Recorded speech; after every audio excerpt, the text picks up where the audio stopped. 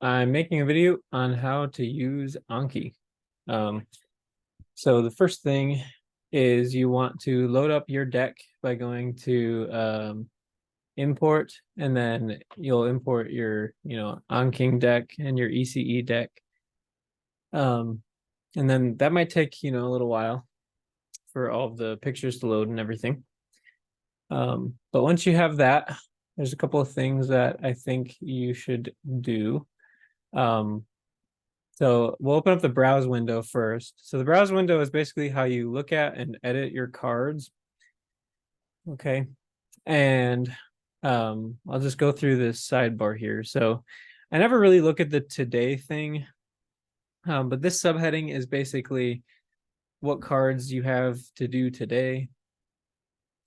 And then the flags can be something that's useful if you want to come back to a card to like edit it later or look at it later. Not everybody uses flags, but they can be helpful if you want to like flag something to add a picture later or something like that. You can also rename the flags. So I could name my red flag like add picture, for example. The card states are a good thing to know about. So when you first load all of your cards into your Anki deck, they're all going to be new cards. So that gives them the color blue. And that basically means you've never seen them before. You've never looked at them in the reviewer before, so they're just brand new to you. Once you see the card once and you act on it somehow, it becomes a learning card, which is this red card. Okay. So if you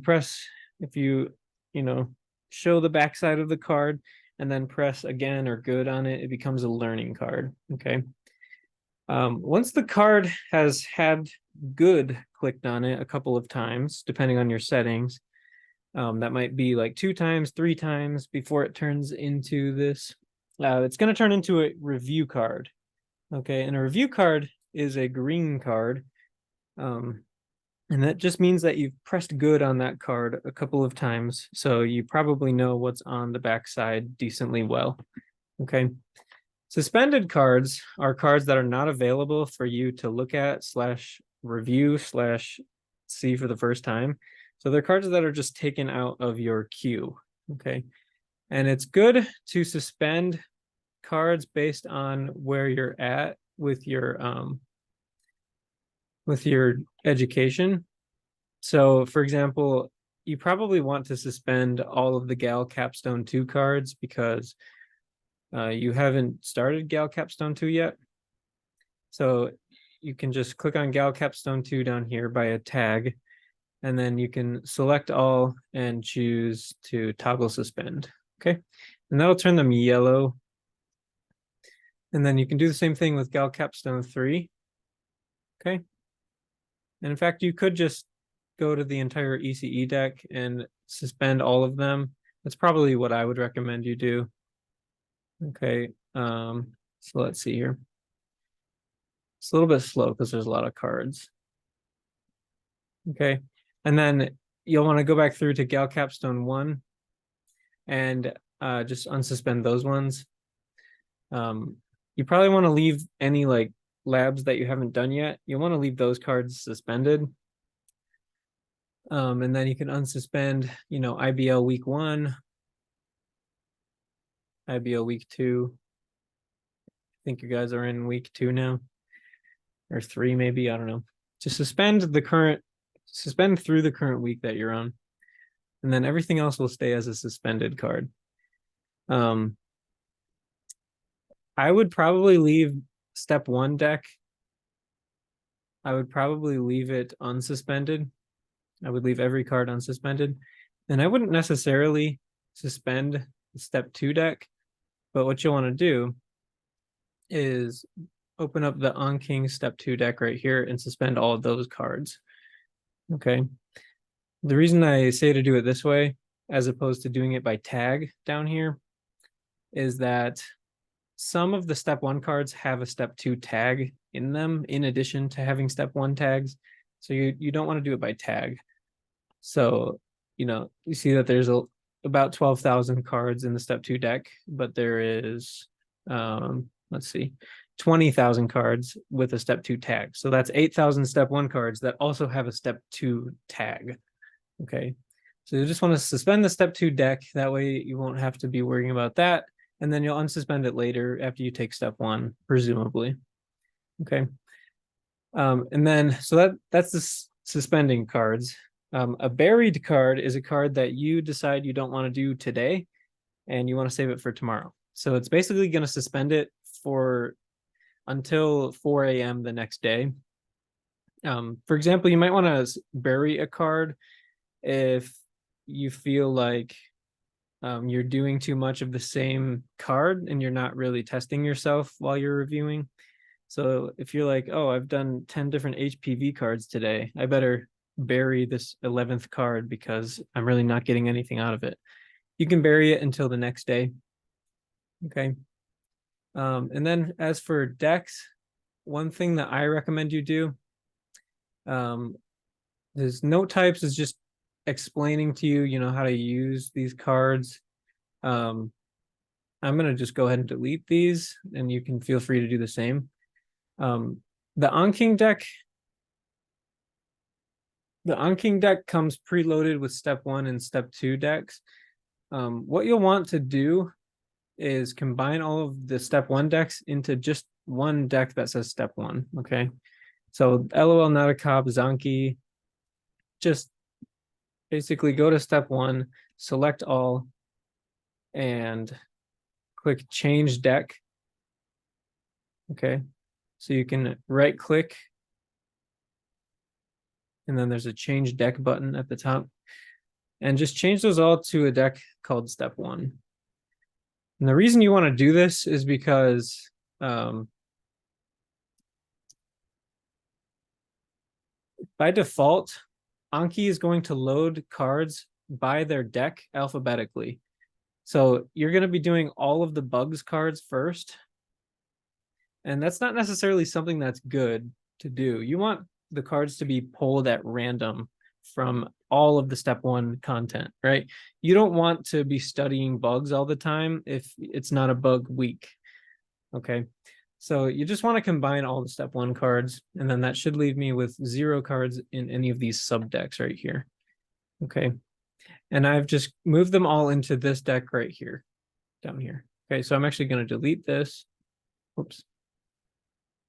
Okay. And you can leave step 2 alone for now. Okay. Because you're not really going to be working on those a whole lot. And then you'll notice I've combined all the ECE cards into the deck that I uploaded onto your shared drive. So that's already been done for you. And this is the way I've been pulling cards out of decks since like week 3, and I have run into 0 issues. And I'm so glad that I combined them into a single deck like this. So it seems a little scary when you do it, but it's something that's for the best. Okay, and then you want to look through the tags as well and be a little bit familiar with the tags, okay? So I'm gonna just collapse all of these. We can delete this tag because that was just those explanation cards that I already got rid of, okay? And then you'll see that they're also tagged as the original decks. So that's good if you feel like you want to go back to how those sub decks were set up before. You can just click on LOL not a cop and then bugs, and then you can, put them back into a sub deck if you really want to. Again, I don't recommend doing that, but you can't, this will like allow you to preserve that if you want at some later time to do that again. Okay.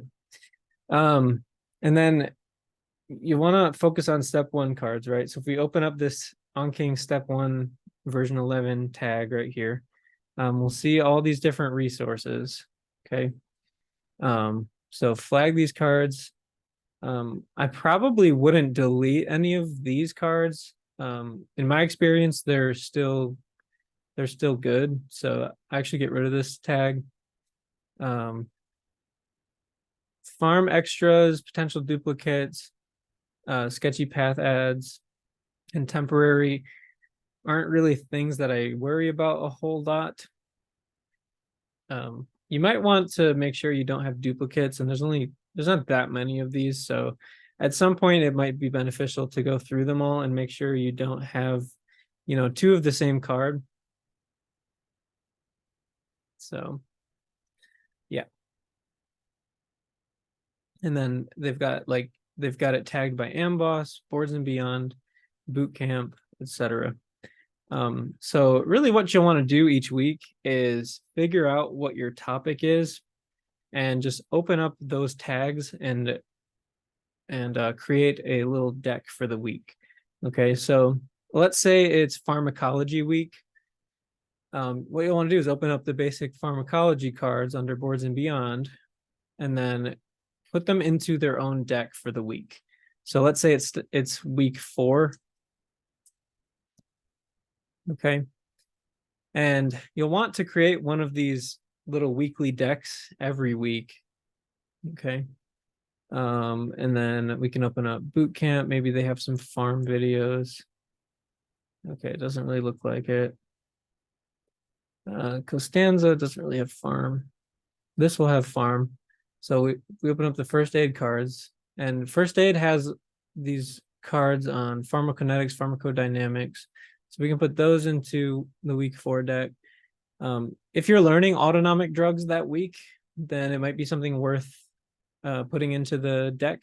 I think that's what I did in the pharmacy week. And then miscellaneous drug names.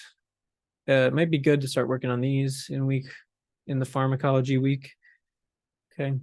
Yeah. And then you want to just go through all of these and kind of do that. Yeah, like here we go. It's kind of a lot right there. I think the pharmacology week is more so focusing on general principles of pharmacy. You don't want to start learning super specific drugs that week per se. But yeah. So you have these tags by service here. And then there's all these ads tags. You can get rid of those if you want to, just to keep it clean. Because yeah, this won't delete cards. It's just deleting the tags from the cards. And then if you expand this little other thing here, we've got some other things. So like these are tagged by NBME. I think these are new NBME cards. You can probably get rid of this one. First aid updates doesn't matter a whole lot to me, so I'm going to get rid of them. But then they have these cards that have formulas, and that's super useful if you're not great at formulas like me. There's these cards that they tried to list in terms of like how important they are. So like there's the high yield cards, 10,000 of those. There's the less so cards, 6,800, and then there's these really low yield cards, I guess. There's 500 of those.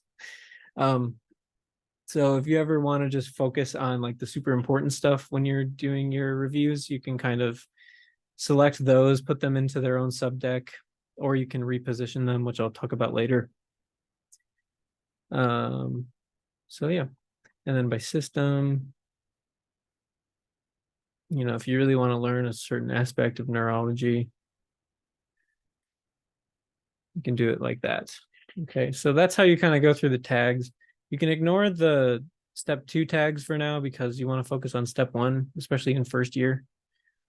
And then as you work your way through ECE each week, you can open up the GAL cards each week. So, week 1 is the intro week to everything. It's got a bunch of CT scan, image occlusions, some basic definitions. You'll want to unsuspend those when you get to that lab, okay? And then you want to unsuspend the spinal cord lab when you get to that lab. Same thing for capstone 3 once you get to it. And then IBL also has it tagged by week. You'll notice there isn't always cards, and that's because I didn't feel like there was enough material in the IBL lab to make any Anki cards. And whoever made cards before me also didn't feel that there was enough in that week. Okay. So yeah. You want to go through ECE tags each week and unsuspend, and then just try to work your way through them. Okay. Let's see what else here.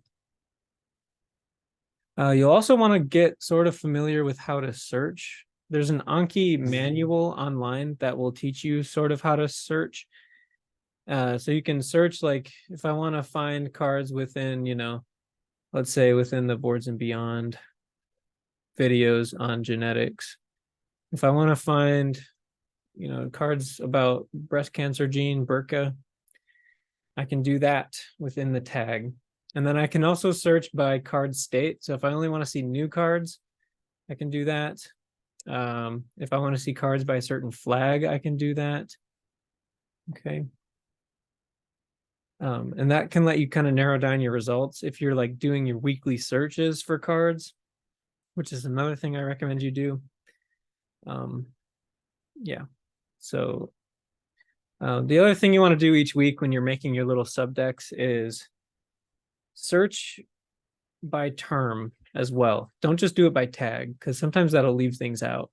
So if I'm learning about basic pharmacology, I want to make sure all the cards about pharmacodynamics are in there.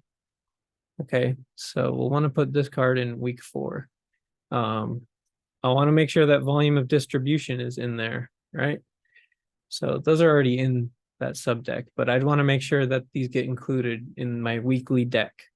Okay, and maybe lipophilic would be a good word. So drugs that are highly lipophilic. Okay. You probably want to make sure that you don't include irrelevant stuff, like malassezia is a fungus, right? So we don't need that in our pharmacy week, so we can keep that in the step 1 deck. Yeah, so make sure that you're including the correct cards. Don't over include. Don't be too zealous about it. So once we've created our weekly deck, we can see how many we have for that week, right? So it looks like I have about 1,000 cards in week 4 now. And that's probably a decent number, I would say. You want somewhere between 1,000 and 3,000 for each week, probably on the higher end of that. If you're doing 10,000 cards in a week in your weekly deck, then you're probably not doing it focused enough when you're going through and making these weekly subdecks. Okay, so what you'll want to do, right, is go through JIT and sort of make a list of everything that you're learning that week. And you can see I just did this today with our breast cancer week. So I just started writing down everything I saw on JIT, and then I wanted to include, as best as I could, I wanted to include these cards in my weekly deck. Okay, so I made sure to include the search term breast. So if I just search for breast, because we need to know about the anatomy, physiology, and cancers of the breast. So that's going to all fall under just the search term breast. What you'll probably want to do, so that you're not moving step 2 cards, and so that you're not moving ECE deck cards into your step 1 weekly deck, you'll want to go minus deck, and you'll want to take out the ECE cards, and you'll also want to take out the step 2 cards. Okay. All right, so here's all the cards related to the breast that you can find that aren't an ECE card and that aren't a step 2 card. And I would just want to move these into my weekly deck, okay, for breast cancer week. Okay, and then I'd want to go back and see what I had next. So I want to make sure I include all the BRCA cards, all the gynecomastia cards, all the galactorrhea cards. Okay, and I think with these search terms, it left me at somewhere around 3,000 cards, which is, pretty good, pretty solid number for each week. So yeah, you want to make sure that each week you unsuspend the ECE cards that are related to your week, and then create a weekly step 1 sub deck, like this week 4 deck that I just made before your very eyes. Okay. So make sure you know how to search decently. Okay, and next I'm gonna go over some of the settings that I recommend for you. So we'll start up here with preferences. So you probably don't need to change anything here, but if you go to review, your next day starts at 4 hours after midnight. So that's when it'll pull new cards, and it will unbury cards that you've buried the day before. If you're studying super late past 4 a.m., probably not something you should do, but you will likely want to change that to a later time. So like 5 hours past midnight, or etc. Learn ahead limit doesn't matter. And then you want to make sure it shows new cards before reviews. Okay. You should always prioritize new cards before you do any review cards. Okay. Because you want to actually finish the step 1 deck before you take step 1, ideally. Okay. If you get through all those cards, you're way better off than if you got stuck on a third of the deck or a quarter of the deck. Okay. So always prioritize new cards. And then if you don't want it to show you the remaining card count, you can turn that off while you're reviewing. It'll put it'll put how many cards you have left to study in that day somewhere. Next review time above answer buttons. So that'll show you is it going to be 5 minutes before it shows me before it shows me this card again? Or is it going to be, 4 days until it shows me this card again? It can be good to turn this off if you feel like it's biasing the way that you rate cards. So if I see that it's not going to show me a card again for a whole year, I might not choose to click easy on it or good on it. I might choose to click again or hard. And that can bias how you answer things. So people might want to turn that one off. I personally leave it on. I think that's all the changes you really will want to make. You do want to turn on ignore accents and search, because some of these cards have accents in them and it won't show up if you search for that term with the accent. If you search without the accent, then it won't pull up the cards with the accents. So turn that on. I think these are all good. And then backups, the defaults are probably fine there. Okay. The next thing that you'll want to do in terms of settings is click on this little wheel next to the step 1 deck, or next to any deck really, and click on options. Okay. So for new cards per day, when you are looking at the step 1 deck, there's about 32,000 cards in it. And you have about 500 to 550 days until you take step 1, right? So if you want to make sure you see every card at least once, then if you divide those numbers by each other, that comes out to about 70 cards ish. But just do 75 because you want to finish this deck. And then Anki will yell at you and say, you need to have this number be 10 times that number. But the maximum reviews per day doesn't matter as much as the new cards per day, because it's not quite as necessary to finish all your reviews every day. Some people really, really fixate on making sure their reviews are done 24/7. But I think it's more important to do your new cards every day and make sure you're making your way through the entire step 1 deck. So what you set this to doesn't matter quite as much, but I'll just set it to 750. I probably will never do 750 cards in a day, but it is what it is. And if you were to ask me how many cards I actually do per day, like in terms of my stats, somewhere around 300 is reasonable and will get you to where you need to be. Okay. The next setting that you'll want to change in this window here is learning steps. So this first learning step right here, which is default 1 minute, that is how long it will wait before it shows you a card again that you've marked, that you've clicked again on. Okay. So if I see a card and I'm like, I didn't know that answer, and I click the again button, it will wait 1 minute before it shows that card to me again, and I get to try to do that card again. So I think that 1 minute is actually too short. If you're only waiting 1 minute until it shows you it again, you're probably just testing your short-term memory and not your long-term recall. So I like to set it to 4 minutes. 5 minutes or 6 minutes might be a little long. 3 minutes might be a little short, at least for me. This is going to vary from person to person. But basically, your goal with this is you want it to be long enough to be a little challenging, but not too long that it's too hard. And then you want it to be a short enough time period to where it's like still reasonably easy, but it's not impossible, or it's not like you're getting every card right. I'm sorry. So I think 4 minutes is my good happy medium. If that's too hard, set it to something shorter. If it's too easy, set it to something longer. So that way it's waiting longer to show you that card again, making it harder. And then my next learning step, I actually set to 18 hours. So this learning step is basically, if I see a new card or if I see a learning card, for the first time after I've pressed again on it. So if I see a new card and I press good when I see that card, how long is it going to wait until it shows me that card again? 18 hours, I think, is reasonable because then you're not doing it within the same day. But you're also not like waiting super long between exposures before you see that again. Okay. I set my graduating interval to be 5 days. That might be a little long for some people. So you might want to set it to like 4 days or like 3 days, maybe.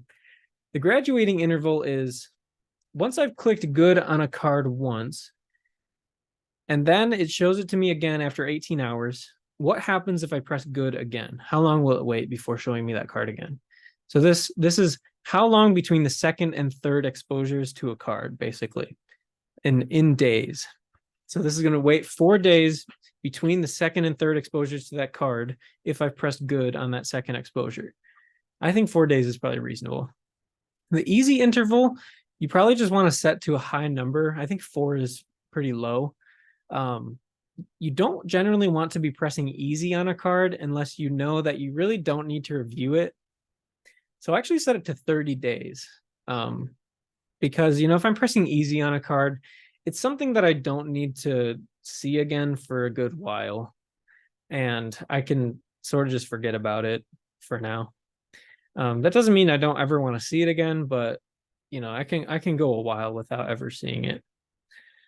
And then your insertion order, you want to make sure you set that to random so that you're not just pulling, the first cards first and then the second card that was made second. Because if you do sequential like that, it's going to show you cards that are very similar to each other, and it's going to make it too easy on you. And that's not a good test of what you actually know and are able to pull from recall. Okay, so you want to set it to random. That way you're actually testing yourself in terms of what you truly know. Okay. Lapses. So this menu is basically once you have a card and you've pressed good on it, a couple of times. So once you've pressed good on it twice, in my case, because that's my graduating interval, is it happens after 2 times of me pressing good. So once you've pressed good on a card twice and it turns green, the lapses are what then happens if you press again on the card. So if I'm like, I thought I knew this card twice in a row, but now I didn't remember it, and that's a little bit scary. So I'm going to go ahead and press again on it.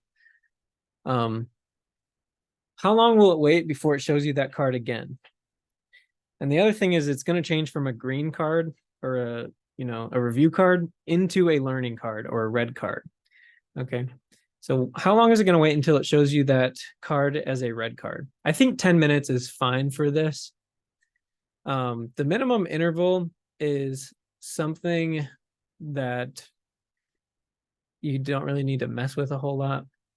The leech threshold is basically how long is Anki going to, how many times can you press again on a card in a row until Anki basically yells at you? I've never found this to be useful, so I just set it to 15 because that's pretty high and it probably won't happen. And tag only is probably a fine course of action to take. Maximum answer seconds is basically how long can you go without acting on a card until Anki stops counting seconds.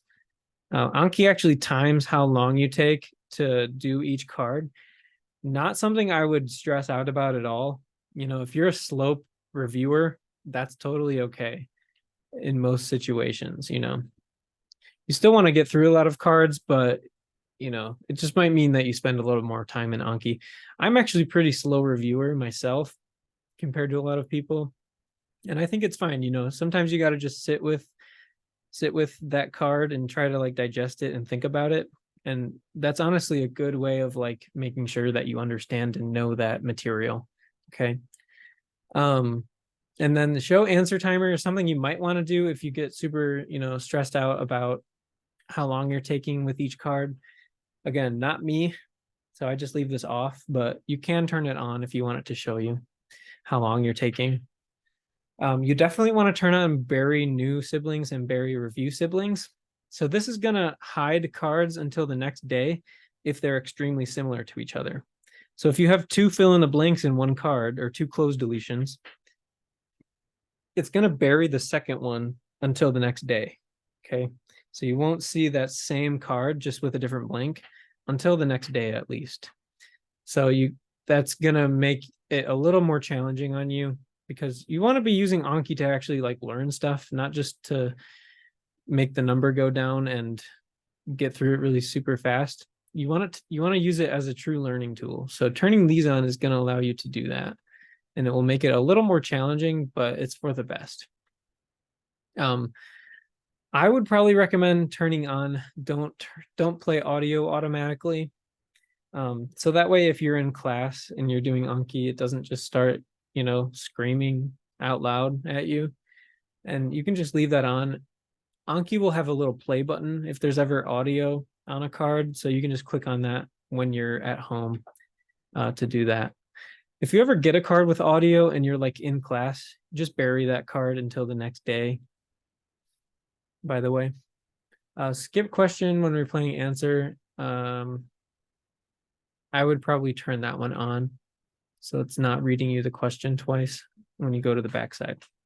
Okay, and then under advanced, you do want to change this maximum interval. So this is 100 years. So maximum interval is what is the longest time you can go without seeing a card another time? Or without seeing a card in general. If you pressed easy on it, like, 10 times. 10 years is probably, or 100 years is probably too much. I actually set this to like, I think 660. So it's about 2 years of time before it will show it to me again. And that's probably reasonable. Also, if you want to just, put it to 365, that's fine. I'm going to keep it at 660. Starting ease, you don't want to change. Easy bonus, you don't want to change. And then you don't want to do anything with these other intervals either. Hard interval, you might want to change to 1, now that I think about it. In general, in Anki, you don't want to press the hard button ever because it's going to apply that weird interval to it. And that's going to make it so you're doing reviews more often than you should. If you've ever pressed hard on a card before, that card's just going to have this interval applied to it for the rest of its days. And, eventually you're going to know that card pretty well if you've seen it 10 times. So you don't need that interval to be applied anymore. But unfortunately, if you press the hard button on a card, it's going to keep that interval as long as you have that card and you don't reset that card. Okay, so I would actually turn this to 1.00 just so that you can avoid that. Okay, and also don't ever press hard on a card to begin with. Okay, so these are the settings I would recommend. I would also recommend that you tinker with them and try to change them to make them fit your review style. Okay, if 75 is too much for you, you can turn it down, but you might not get through the entire step 1 deck. If 750 is too much for you, which it probably is, you can turn that down. Or if you want to do even more new cards to get through the step 1 deck early, you can do that. I actually do 150 new cards per day. And then I just set this one to 99999 because I'm going to do as many reviews as I can before I go to sleep. Okay, because at some point you just got to be like, all right, I'll do the rest of these tomorrow.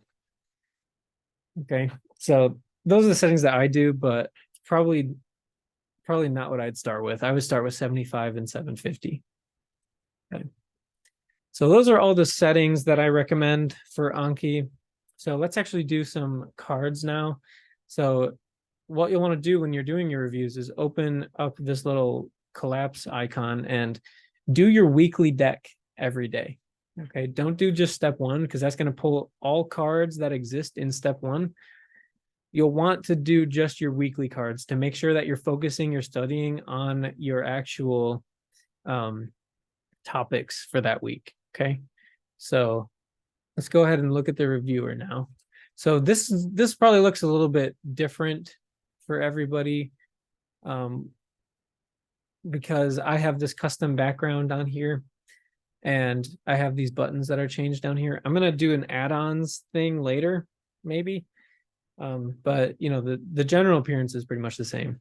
So it's gonna give you like this prompt and then a fill in the blank, which I'm sure everybody's probably already looked at this at least once.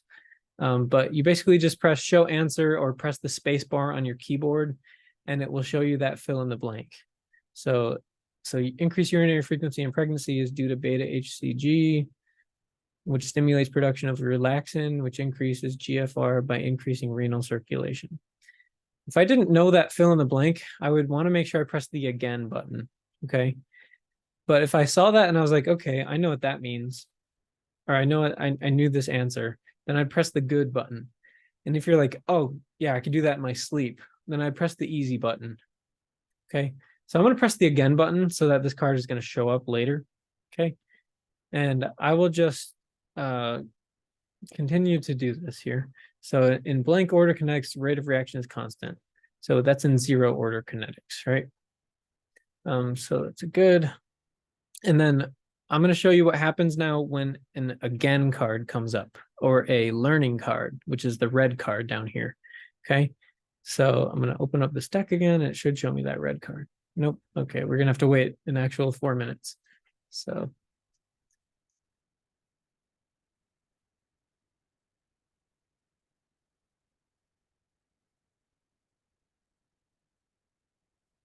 you see a lot of these, there's a lot of these like peripheral nervous system cards because I'm doing pharmacology in my weekly deck. Yeah, we're gonna have to wait 4 minutes before it shows me the red card. Or I could just change the interval. I'm gonna change my interval so it shows me in 30 seconds or 15 seconds. Okay, so now it should show me that red card.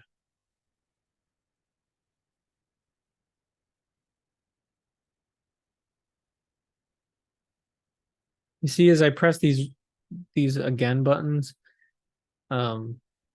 it's increasing my learning count, right? So these cards are going to be shown again to me later, you know, in 15 seconds now that I changed it. So now we're on a learning card, which is in red. And this card says, what G protein is the M2 receptor coupled to? Okay, so the answer is GI. Okay. Now you'll see that if I press again another time, it's just going to wait that same interval to show it to me one more time. If I press good, it's the same interval. If I press easy, it's the same interval as if I'm doing a new card. On the other hand, if it's pulling cards from the green numbers, it's going to use those different intervals that it used when I changed these settings right here. It's going to use the lapses settings. So if I'm pulling from the green cards, which are my review cards that I've already pressed good on a couple of times, if I press again on one of those review cards or green cards, then it's going to wait 10 minutes before it shows it to me again as a red card. And then it's going to use basically, I need to add another relearning step here. So I'll add 18 hours and then I'll add, you know, 7 days probably. Okay. So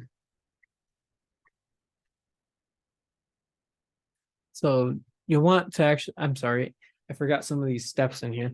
So you want to actually add a couple of relearning steps. So the first one is going to be what happens if you press again twice on that learning, or excuse me, on that review card. The second one is what happens if I press again on a green card. It comes back to me as a red card or a learning card, and then I press good on it. Well, if that happens, it'll wait 18 hours because of this second number right here. And then if it shows it to me one more time and I press good on it again, it's going to wait 7 more days before showing it to me for the last time as a red card, I believe. Okay. So I can't actually show you that because I don't have any review cards right now, but you can kind of imagine what that would look like. The other thing is when you're doing these reviews, if you want to be fast about it, let's say that you see this card and you're like, so the V2 receptor for ADH is located on the blank membrane of the collecting duct. Let's say that the answer is basolateral, and I want to make sure that this has two blanks because I want to make sure that I know that it's in the collecting duct that you'll find the V2 receptor for ADH. You'll want to kind of make a closed deletion of that. So you already have this first blank, this first fill in the blank. So it says C1 : basolateral with these little brackets around it, the curly brackets, right? So that's your first fill in the blank, and that's where that blank actually comes from when we look at this card. So basolateral membrane. Now, if I click edit, I can add another fill in the blank by highlighting the words and then clicking this button right here and adding a new closed deletion. Okay, so that'll give me a second fill in the blank, and it will then create basically a new card from this note. So this note right here will now have two cards. The first card will be a fill in the blank where you need to say basolateral. The second one will be a fill in the blank where you need to say collecting duct in order to know it. Okay, so it's going to create another card, and that card will be shown to me tomorrow because I turned on. So those are going to be new siblings, right? Because this is a new card, and it's the same card, but it's going to be two fill in the blanks from that card template. So that makes them review siblings. So it's not going to show me the collecting duct blank until tomorrow because I turned on that setting earlier. Okay. So that's how to kind of do that. The other thing you'll want to do is add in your notes under the edit button. If you go into extra, so ADH, let's say I don't know what ADH stands for, and I just want to write in the note that it stands for antidiuretic hormone. Then I can do that and then save it by clicking close, and then you'll see my notes appearing there. Okay. And then make sure that you are using your flags if you feel that they're appropriate. Let's say I want a better picture of how this works. I can flag 1 for add picture, right? And then, yeah, so flagging. And then let's say I've seen a lot of cards that are talking about ADH and the V2 receptor today.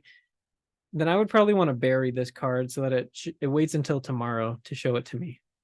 Just making it a little easy or a little harder on myself to make sure I'm actually learning and not just doing all the same card in one day, right? You want to spread them out. The more random you can kind of be with how it's drawing cards, the better. But that doesn't mean you want to, get too far away from what you're doing, in the ECE curriculum per se. So it's good to just create these large weekly decks that you can then pull from randomly. Okay, so you're doing the appropriate things, but you're not doing them in the actual order of subtopic, if that makes sense. Okay. The other thing I was going to talk about is Anki remotes. So to use an Anki remote on Windows, you'll want to open up your Bluetooth devices. Okay. And then if you use the 8-bit do 02 remote, which is what most people probably use, it's going to show up in your input here, but I'll just remove it for argument's sake. Okay. And then you'll want to turn on the remote and put it into seeking mode. And then you'll click add device, Bluetooth, and then it should appear here. Okay. So we'll go ahead and connect to it. And then that's great, that's fine. Now you basically have a video game controller connected to your computer.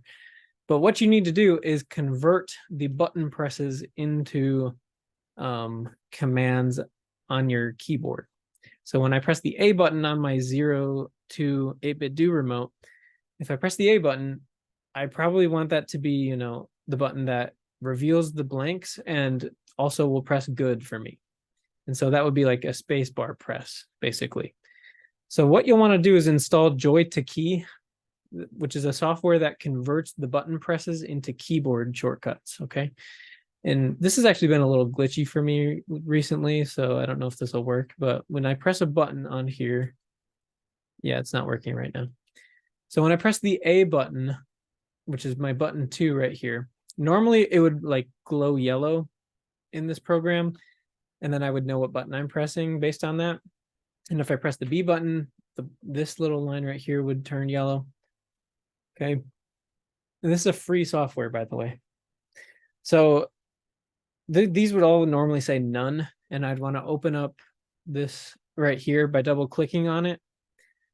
And then I would just click in this space right here and press the space bar and then click OK. And that's going to assign button 2 to space. So my A button will now cause my computer to believe that I pressed the space bar. Okay. And then that would then go on to advance my card and mark it as good. Okay. Just like that. And then you want to assign all your other buttons to keyboard commands. And whatever things you normally use are good. Some good options are the mouse wheel, so you can make it scroll up and down with the push of the up and down button on the remote. And then you can set it to the again button for B. For the Y button, you can set it to easy. And then for the X button, you can either set that to like berry or, flag 1, whatever you want to do. You can set your keyboard shortcuts up in that way.